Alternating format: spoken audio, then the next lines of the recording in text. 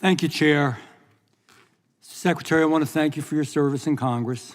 I'm going to let you know, if you don't know it already, I'm a blunt guy, so you're going to have to forgive me in advance. But what's going on here is bad.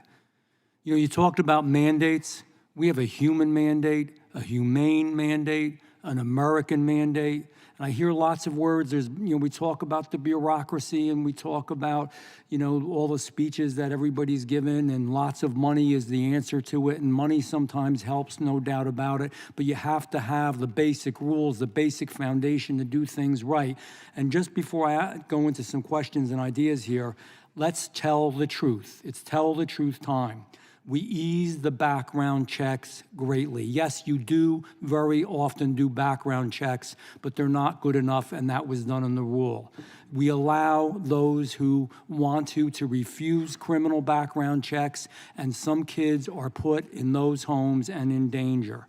Having a criminal background is not prohibited. Let's tell the truth. I can read, this committee can read, we all can read, we know what the truth is, and that all sponsors are not vetted. That's the truth. That's what's really happening. Let's deal with the real world. And you've played an integral role in establishing the Unaccompanied Children Program foundational rule. The details of the rule, to me, are so abhorrent that it's no wonder some of the worst individuals have been able to exploit it and slip into our country. It's no wonder that hundreds of thousands of unaccompanied alien children have gone missing under this watch.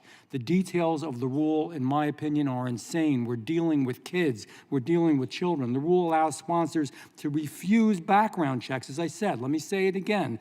A sponsor can refuse a background check, and they still can be eligible for taking on a vulnerable child.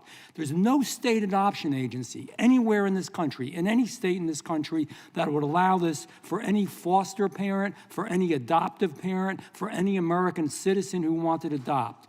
Why are we not holding sponsors of unaccompanied children to at least the same standard that we hold them?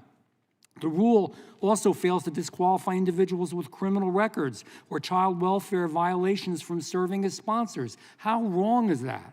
Again, we wouldn't allow an adopted American citizen to do that to an adopted child. Why do we let them? But it gets worse.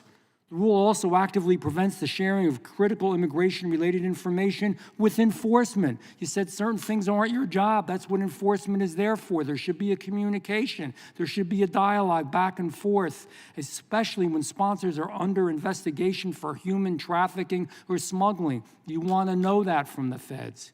It's evil. It's wrong. I don't know how we justify it.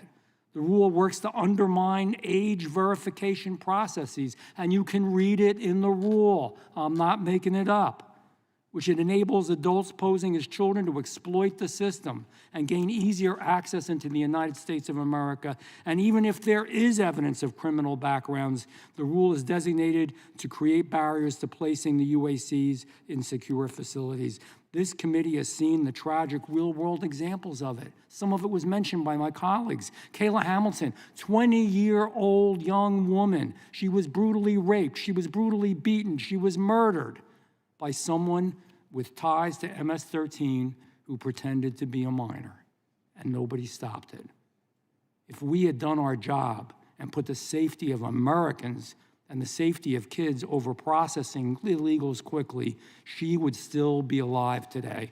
And I associate myself with some of the remarks that Congressman Correa said. They're kids. We all love our kids. I know you love your kids. Think about that. This woman's dead.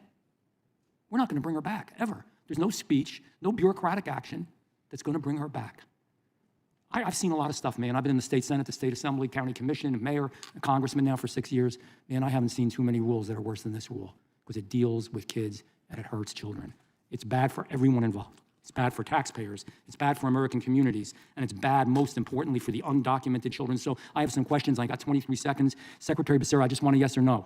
Knowing how this rule has worked, do you still believe it was the right answer to the border crisis? Yes or no?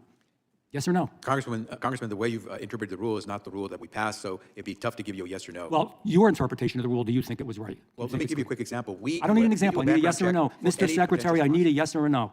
I can always answer questions yes or no. Is the rule good? Is it what you want? Would you continue with it? Yes or no? Congressman, you said a sponsor can refuse a background check. That's not true. No sponsor who wishes to take a child can refuse a background check. I read the rule. I had people read the rule a whole lot smarter than me. That's not the rule we enforce. I unfortunately have to yield back. Mr. Chairman, I'd like to submit these questions to the chair. Without objection.